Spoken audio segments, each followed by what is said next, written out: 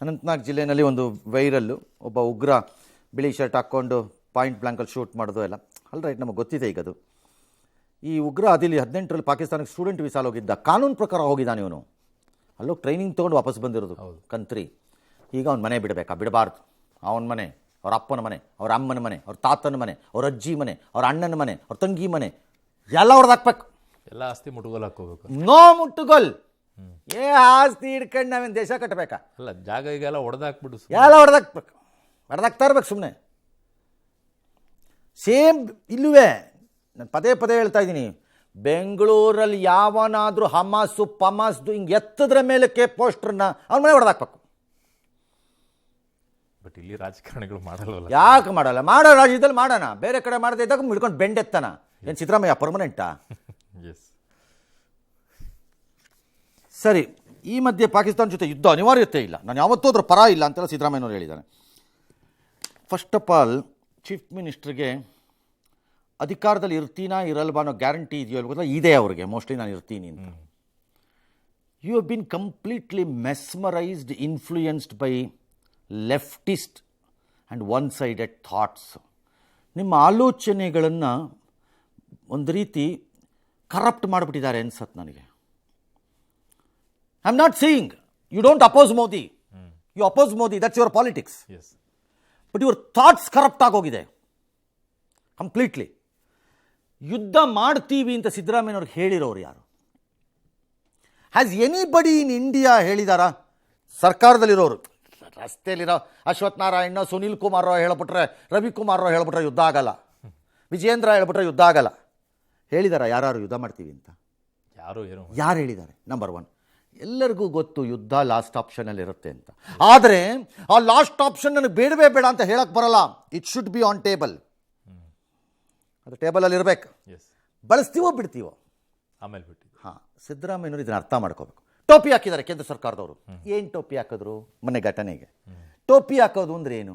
Blade ಕಂಪನಿನವನು ಟೋಪಿ ಹಾಕೋದು, ಕಾಸನ್ನು ಕಟ್ಟಿಸಿಕೊಳ್ಳುವುದು ಜನರಿಂದ.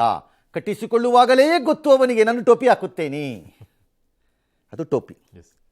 ಇದು ಟೋಪಿ ಅಲ್ಲ, ಒಂದು ಲ್ಯಾಕ್ ಆಫ್ ಆಲಸ್ಯ, ಓವರ್ ಕಾನ್ಫಿಡೆನ್ಸ್ ಕಾಣುತ್ತೆ ಇನ್ಸಿಡೆಂಟಲ್ಲಿ, ಸೆಕ್ಯೂರಿಟಿ ವಿಚಾರದಲ್ಲಿ. ದಟ್ ಈಸ್ ಟ್ರೂ, ಅದು ಟೋಪಿ ಅಲ್ಲ. Your word is completely wrong. ಅದಕ್ಕೆ ನಾನು ಹೇಳ್ತಿರೋದು, ಯುವರ್ ಥಾಟ್ಸ್ ಹ್ಯಾವ್ ಕರಪ್ಟೆಡ್ ಅಂತ ಸಿದ್ದರಾಮಯ್ಯನವರಿಗೆ. ಫಸ್ಟ್ ಪಾಠ ಕಲಿಸಬೇಕು. ಜನ ಬಹಳ ಕೆಟ್ಟದಾಗಿ ನೋಡ್ತಿದ್ದಾರೆ ಇದನ್ನು ಸಿದ್ದರಾಮಯ್ಯನವರೇ. ನಿಮಗನ್ನಿಸ್ತಿರ್ಬೋದು ಸುತ್ತಲೂ ಇರೋರು ಅಣ್ಣ ಏನು ಹೇಳ್ಬಿಟ್ಟೆ ಅಂತ ಹೇಳ್ತಿರ್ತಾರೆ. ನನಗೆ 100% ಗೊತ್ತಿದೆ. You don't know the damage you are making to yourself as well as your image. Exactly. Number 2, Sunil Kumar ಟೋಪಿ. ಸಿದ್ದರಾಮಯ್ಯನವರು ಇನ್ಯಾವ ಟೋಪಿ ಮಾತಾಡ್ತಾರೆ? ಅದನ್ನು ಮೆಚ್ಚಕ್ಕೆ ಅಲ್ವಾ ಅಂತ ಅರ್ಥ ಏನು? ಮುಸ್ಲಿಮರನ್ನು ಮೆಚ್ಚಿಸಲಿಕ್ಕೆ. ಸುನಿಲ್ಲೂ ರಾಂಗ್. ಟೋಪಿ ಹಾಕಿದ್ದಾರೆ ಅನ್ನುವ ನೀವು ಮುಸ್ಲಿಂ ಅಂತ ಬಳಸಿದ್ರೆ ಆಗುತ್ತೆ, ಅದಕ್ಕೆ ಟೋಪಿ ಅಂತೇನು ಬೇಕಾಗಿಲ್ಲ, ಮುಸ್ಲಿಮರು ಅಂತಾನೆ ಹೇಳ್ಬೋದು. ಆ ಮುಸ್ಲಿಮರೇ ಇವತ್ತಲ್ಲಿ ತಿರುಗಿ ಬಿದ್ದಿರೋದು. ಪ್ರೊಟೆಸ್ಟ್ ಮಾಡಿದ್ರು ಎಲ್ಲಿ? ಕಾಶ್ಮೀರದಲ್ಲಿ. ಯಾವ ಲೆವೆಲ್ಗೆ ಅಂದರೆ ಕೆಲವು ಗ್ರಾಮಗಳಲ್ಲಿ ಹೆಕ್ಕಿ ತೆಗೆದು ತೋರಿಸ್ತಿದಾರಂತೆ. ಇಲ್ಲಿವರೆಗೂ ಕತ್ತೆ ಕಾಯ್ತಿದ್ರ ಈಡಿಯಟ್ಗಳ ಅಂತ ನಮ್ಮವ್ರನ್ನ ಕೇಳ್ತಿದಾರಂತೆ. ಪೆಹಲ್ಗಾಮ್ ಆದ್ಮೇಲೆ ಗೊತ್ತಾಗಬೇಕಾಗಿ ಬಂತ ಈ ಮನೆ ಟೆರರಿಸ್ಟ್ ಮನೆ ಅಂತ. ಹಾಗಾಗಿ ಆ ಟೋಪಿನೂ ಬೈಯಕ್ಕೆ ಹೋಗ್ಬೇಡಿ, ಈ ಟೋಪಿನೂ ಶುದ್ಧ ತಪ್ಪು. Chief minister can be little more cautious and careful. Yes. ಇನ್ನು ಪಹಲ್ಗಾಮ್ ಈಗ ಸಹಜ ಸ್ಥಿತಿಗೆ ಬರ್ತಾ ಇದೆ. ಆ ದಾಳಿಯ ನಂತರ ಇನ್ನೊಂದು ಕಡೆಗೆ ಅಲ್ಲಿ ಗಲಾಟೆ ಆಯ್ತಲ್ಲ, ಇದೆಲ್ಲ ಉಗ್ರ ದಾಳಿ ಆದಮೇಲೆ ಒಂದು ಮಗುವನ್ನ, ಮಂಜುನಾಥ್ ಅವ್ರು ಏನಿದ್ರು ಅವ್ರ ಮಗುವನ್ನ ರಕ್ಷಣೆ ಮಾಡ್ಕೊಂಡು ಬಂದಿದ್ದು ಕೂಡ ಒಬ್ಬ ಮುಸ್ಲಿಂ ಯುವಕ ಅಂತ ಹೇಳ್ತಾ ಇದ್ದಾರೆ. ಆ ದೃಶ್ಯಗಳು ಕೂಡ ಬಂದಿದ್ವು. ಅಲ್ಲ, ಈಗ ಕಾಣುತ್ತಲ್ವಾ ಅದರಲ್ಲಿ? ಅದು ಕಾಣಿಸುತ್ತೆ ಸರ್. ಆ ಹುಡುಗ ಅವ್ನು ಕರ್ಕೊಂಡು ಬರ್ತಾರೆ ಸರ್. ಒಳ್ಳೇದು, ವೆರಿ ಗುಡ್. ಸೊ ಈಗ ಏನು ಮಾಡಬೇಕು ಅಂತಂದ್ರೆ, ಸಜ್ಜದ ತಂದೆ ಪಾಪ ಸಂತೋಷ ಮಾತಾಡಲ್ಲ, ಹೌದು, ಮೆಚ್ಚುಗೆ ವ್ಯಕ್ತಪಡಿಸಿ. ಅದಕ್ಕೆ ಪಹಲ್ಗಾಮ್ನಲ್ಲಿರುವಂಥ ಮಾರ್ಕೆಟ್ ಹೇಗೆ ಓಪನ್ ಆಗಿದೆ, ಇಲ್ಲಿನ ಜನರು ಅಥವಾ ಇಲ್ಲಿನ ವ್ಯಾಪಾರಿಗಳು ಹೇಗೆ ಜನರನ್ನು ನಿರೀಕ್ಷೆ ಮಾಡ್ತಾ ಇದ್ದಾರೆ, ಪ್ರವಾಸಿಗರನ್ನು ನಿರೀಕ್ಷೆ ಮಾಡ್ತಿದ್ದಾರೆ ಅನ್ನುವಂಥದ್ದನ್ನು ನಿಮಗೆ ತೋರಿಸ್ತೀನಿ. ನೋಡಿ, ನೀವು ಈಗ ಪಹಲ್ಗಾಮ್ನ ಒಂದು ದೃಶ್ಯಗಳನ್ನು ಗಮನಿಸ್ತಾ ಇದ್ದೀರಿ. ಇಲ್ಲಿ ಯಾವ ರೀತಿಯಾದಂತಹ ಸನ್ನಿವೇಶಗಳು ಸದ್ಯಕ್ಕಿದೆ. ಅದ ಸಜ್ಜದ್ದೇನೋ ಮಾತಾಡಿರ್ಬೇಕಲ್ಲ, ಅವ್ರ ತಂದೆ ಮಾತಾಡಿದ್ರು. ತಂದೆ ಇದೆಯಾ ನಮ್ಮ ಹತ್ರ? ಇದೆ ಸರ್. काम तो अच्छा किया, वो तो हमारे हिंदुस्तान को पता चलेगा इसने बुरा काम किया है कि अच्छा काम किया है, उसको खुद पता चलेगा। होटल से पानी लाया है, उसको पिलाया है, बस ये हमारा फर्ज बनता है बस। क्योंकि ಈಗ ನಮ್ಮಲ್ಲಿ ಮೃತಪಟ್ಟವ್ರಿಗೆ ನಾವು ಪರಿಹಾರ ಕೊಡ್ತೀವಿ, ಈ ತರ ಕೇಂದ್ರ ರಾಜ್ಯ ಎಲ್ಲ ಕೊಡ್ತೀರಿ, ಹೌದು ಗಾಯ ಆದವ್ರಿಗೂ ಕೊಡ್ತೀರಿ. ಹೌದು I want somebody to start a new scheme including the honourable prime minister and home minister. ಏನ್ ಸರ್? ಯಾರ್ಯಾರು ಈ ರೀತಿಯ ಕೆಲಸಗಳನ್ನು ಆ ದಿನ ಮಾಡಿದ್ದಾರೆ ಅವ್ರಿಗೆ ಬಹುಮಾನದ ರೂಪದ ಪರಿಹಾರಗಳನ್ನು ಕೊಡಕ್ಕೆ ಸ್ಟಾರ್ಟ್ ಮಾಡಿ. ಎಸ್ ಸ್ಟಾರ್ಟ್ ಮಾಡಿ. ಈಗ ಅವ್ನು ಎತ್ಕೊಂಡ್ಬರ್ತಿದ್ದಾನಲ್ಲ, ಹೌದು ಅವ್ನಿಗೆ 5 ಲಕ್ಷ ರೂಪಾಯಿ ಕೊಡಬೇಕು. ಒಂದು ಅಂಗಡಿ ಮಾಡ್ಕೊ, ಒಂದು ಬಿಸ್ನೆಸ್ ಮಾಡ್ಕೊ, ವೆಲ್ ಡನ್ ಅಂತ ಅವಾಗ ಒಂಚೂರು ಅವ್ರಿಗೂ ಸ್ಟಾರ್ಟ್ ಮಾಡ್ಬೇಕು. ಇದನ್ನ ಬರೀ ಸತ್ತವ್ರಿಗೆ ಕೊಡೋದಲ್ಲ, ಗುಂಡು ಹೊಡ್ಸ್ಕೊಂಡು ಗಾಯ ಮಾಡ್ಕೊಂಡವ್ರು ಕೊಡೋದಲ್ಲ, ಅವ್ರಿಗೆ ಕೊಡಬೇಕು. ವಿ ಶುಡ್ ಎನ್ಕರೇಜ್ ದೀಸ್ ಥಾಟ್ಸನ್ನು. ಗೊತ್ತಿಲ್ಲ ಯಾರು ಮಾಡ್ತಾರೋ ಬಿಡ್ತಾರ. ಎಸ್ ಸರಿ, ಭಾರತ ಹೇಳಿತ್ತು ಎಲ್ಲ ಖಾಲಿ ಮಾಡ್ಕೊಂಡು ಹೋಗಿ ಅಂತ. 191 ಜನ ಹೋಗಿದಾರಂತೆ, ನಮ್ಮವರು ಒಂದು 280 ಜನ ವಾಪಸ್ ಬಂದಿದ್ದಾರಂತೆ. ಕೆಲವರೇನೋ ಇಲ್ಲಿ ವಧು ಅಲ್ಲಿ ವರ ಡ್ಯಾಶು ಅಂತ ಬುರ್ರೆ ಕತೆ ಬಿಡ್ತಾವ್ರಂತೆ. ಅವೆಲ್ಲ ಏನು ಮಾಡೋಕ್ಕಾಗಲ್ಲ. ವಧು ಆದರೂ ಅಷ್ಟೇ, ವರ ಆದರೂ ಅಷ್ಟೇ. ವಧು ಅಲ್ಲಿರಲಿ, ವರ ಇಲ್ಲಿರಲಿ ಅಷ್ಟೇ, ಏನು ಮಾಡೋಕ್ಕಾಗಲ್ಲ. ಇದನ್ನು ಈ ದಾಳಿನ ರಜನಿಕಾಂತ್, ಧ್ರುವ ಸರ್ಜಾ, ಧನಂಜಯ್ ಅವರೆಲ್ಲ ತೀವ್ರವಾಗಿ ಖಂಡಿಸಿದಾರಂತೆ. All right, yes. ಇನ್ನು ಪಬ್ಲಿಕ್ ಟಿವಿ ಹೆಮ್ಮೆಯ ಪ್ರಸ್ತುತಿ ವಿದ್ಯಾಪೀಠ 8ನೇ ಆವೃತ್ತಿಯ ಮೊದಲ ದಿನ ಭರ್ಜರಿ ಸ್ಪಂದನೆ ಸಿಕ್ಕಿದೆ. ಬೆಂಗಳೂರು ಅರಮನೆ ಮೈದಾನದಲ್ಲಿ ಎಜುಕೇಷನ್ ಎಕ್ಸ್ಪೋಗೆ 4500ಕ್ಕೂ ಹೆಚ್ಚು ವಿದ್ಯಾರ್ಥಿಗಳು ಇವತ್ತು ಬಂದಿದ್ರು. 120ಕ್ಕೂ ಹೆಚ್ಚು ವಿದ್ಯಾಸಂಸ್ಥೆಗಳು ಒಂದೇ ವೇದಿಕೆಯಲ್ಲಿ ವಿದ್ಯಾರ್ಥಿಗಳ ಶೈಕ್ಷಣಿಕ ಜೀವನಕ್ಕೆ ದಾರಿದೀಪ ಆಗಿದ್ದಾವೆ. ಕಾರ್ಯಕ್ರಮವನ್ನು ಪಬ್ಲಿಕ್ ಟಿವಿ ಮುಖ್ಯಸ್ಥರಾದಂಥ HR Ranganath sir, garden city university chancellor doctor VJ Joseph ಅವರು, Rama university VC doctor Kuldeep Kumar Raina ಅವರು, ಕೇಂಬ್ರಿಡ್ಜ್ ಇನ್ಸ್ಟಿಟ್ಯೂಟ್ನ ಚೇರ್ಮನ್ ಡಾಕ್ಟರ್ DK ಮೋಹನ್ ಅವರು, ರೇವಾ ವಿವಿಯ ಚಾನ್ಸಲರ್ ಡಾಕ್ಟರ್ P ಶಾಮರಾಜ್ ಅವರು ಉದ್ಘಾಟನೆ ಮಾಡಿದರು.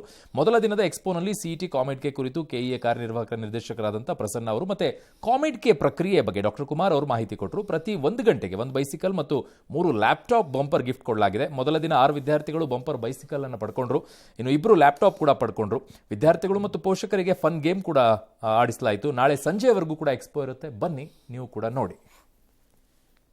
ಇಂಡಿಯಾ ಫ್ಯೂಚರ್ ಇರೋದು ನಮ್ಮ ಯೂನಿವರ್ಸಿಟಿಗಳ ಒಳಗಡೆ. Because degree is gone, forget it. In 20 colleges ನೋಡಿದ್ದೀವಿ. ಇದು ನಮ್ಮ ಸೆಲ್ಫ್ ಎಕ್ಸ್ಪ್ಲೋರ್ ಮಾಡೋಕ್ಕೆ ತುಂಬ ಚೆನ್ನಾಗಿರೋ ಆಪರ್ಚುನಿಟಿ ಇದೆ. ನಮ್ಗೆ ಒಳ್ಳೆ ಆಪರ್ಚುನಿಟಿ ಸಿಕ್ಕಿದೆ. ಲೈಕ್ ನಾವು ಬೇರೆ ಪ್ಲೇಸಿಂದ ಬರ್ತೀವಲ್ಲ, ಕಷ್ಟ ಆಗುತ್ತೆ ಒಂದೊಂದು ಕಾಲೇಜ್ಗೂ ಹೋಗ್ಬಿಟ್ಟು ನೋಡೋಕ್ಕೆ. ಆದರೆ ಇಲ್ಲಾಂದರೆ ಎಲ್ಲ ಕಾಲೇಜಸ್ ಬಗ್ಗೆ ನಾವು ತಿಳ್ಕೊಬೋದು ಒಂದೇ ಸ್ಟ್ರೆಚ್ಚಲ್ಲಿ. ಕೇಳ್ತಾ ಇದ್ದೇವೆ, ಎಲ್ಲ ಇನ್ಫಾರ್ಮೇಷನ್ ಕೊಡ್ತಾ ಇದ್ದಾರೆ. ನಮ್ಮ ಮಗನಿಗೆ ಅಡ್ಮಿಷನ್ ಅಂತ, ಅವನು ಇವಾಗ 2nd ಇಯರ್ ಆಯಿತು. ಈಗ ಇಂಜಿನಿಯರಿಂಗ್ ಕಂಪ್ಯೂಟರ್ ಸೈನ್ಸ್ ಅದು ENC ನೋಡ್ತಾ ಇದ್ದೇವೆ. ಸುಮ್ಮನೆ ಜನ ಜಾಸ್ತಿ ಇದ್ದಾರೆ, ಅಭೂತವಾಗಿದೆ ಅಂತೆಲ್ಲ ಹೇಳ್ಬಿಡೋದು ಸುಲಭ ಅಲ್ಲ. ನಾನೇ ನೋಡ್ಕೊಂಬಂದೆ, ನಿಜವಾಗ್ಲೂ ಸಿಕ್ಕಾಪಟ್ಟೆ ಜನ ಇದ್ದಾರೆ. ಬಂದಿದ್ದಾರೆ. ಅದು 128 ಅತಿ ದೊಡ್ಡದಂತೆ. ಅಂದರೆ ಅರ್ಥ ಏನು, ವ್ಯಾಲ್ಯೂ ಇದೆ ಆ ಮೇಳಕ್ಕೆ ಅಂತ ಅರ್ಥ. ನಾಳೆ ಒಂದಿನ ಇದೆ, ಸ್ವಲ್ಪ ಪುರ್ಸೊತ್ತು ಮಾಡ್ಕೊಂಡು ಹೋಗಿ ಬನ್ನಿ ಯಾರ್ಯಾರಿಗೆ ಬೇಕೋ ಅವರು. ಕ್ಯಾಥೋಲಿಕ್ ಧರ್ಮಗುರು ಪೋಪ್ ಫ್ರಾನ್ಸಿಸ್ ಅಂತ್ಯಕ್ರಿಯೆ ಆಯಿತು. 4 ಕಿಲೋಮೀಟರ್ ದೂರದಲ್ಲಿರುವ ರೋಮ್ನ ಬೆಸಲಿಕಾ ಡಿ ಸಂತ ಮರಿಯಾ ಅಲ್ಲಿ ಮಾಡಿದ್ರು. ಸಂತ ಮರಿಯಾ ಪ್ರದೇಶ ಅಂತಂದರೆ ಹಿಂದಿನ ಕಾಲದಲ್ಲಿ ಅದು ಬಡವರ ಪ್ರದೇಶ. ಅಲ್ಲಿ ಜೀತದಾಳಗಳನ್ನು ಹೂಳೋದಕ್ಕೆ ವ್ಯವಸ್ಥೆ ಮಾಡ್ತಿದ್ದಿದ್ದ ಜಾಗ. ಆ ಜಾಗನ ಪೋಪ್ ಆಯ್ಕೆ ಮಾಡ್ಕೊಂಡಿದ್ದಾರೆ. ನನ್ನನ್ನು ಅಲ್ಲಿ ಹೂಳಿ ಅಂತ ಒಂದು ಆರ್ಡಿನರಿ ಮರದ ಇದರಲ್ಲಿ, ಪೆಟ್ಟಿಗೆನಲ್ಲಿ, ತುಂಬ ದೊಡ್ಡ ಥರ ಹಿಂದಿನ ಪೋಪ್ದೆಲ್ಲ ಇಲ್ಲ. ಮತ್ತು ನನ್ನನ್ನು ಎತ್ತರದಲ್ಲಿ ಹಿಡ್ಕೂಡುದು, ಜನಸಾಮಾನ್ಯರ ರೀತಿ ನನ್ನ ನೆಲದ ಮಟ್ಟದಲ್ಲೇ ನೀವು ಮುಗಿಸ್ಬೇಕು ಅಂತ ಅವ್ರದ್ದು ಆದೇಶ ಇತ್ತು. ಆ ಪ್ರಕಾರನೇ ಮಾಡಿದ್ರು. ಇಡೀ ರೋಮ್ ಸಿಟಿನಲ್ಲಿ ಆ 4 ರಿಂದ 6 ಕಿಲೋಮೀಟ್ರ್ ಅದು ಹೋದಾಗ ಅಭೂತಪೂರ್ವವಾದ ಜನ. ಸುಮಾರು 4 ರಿಂದ 5 ಲಕ್ಷ ಜನ ನಿಂತಿದ್ದರು ರೋಡ್ ಸೈಡಲ್ಲಿ ಅಂತ ಒಂದು ವರದಿ. ಭಾರತದ ಪರವಾಗಿ ದ್ರೌಪದಿ ಮುರ್ಮು ನಮ್ಮ ರಾಷ್ಟ್ರಪತಿಗಳು ಅಲ್ಲಿ ತೆರಳಿದ್ರು, ಗೌರವವನ್ನು ಸಲ್ಲಿಸಿದ್ರು.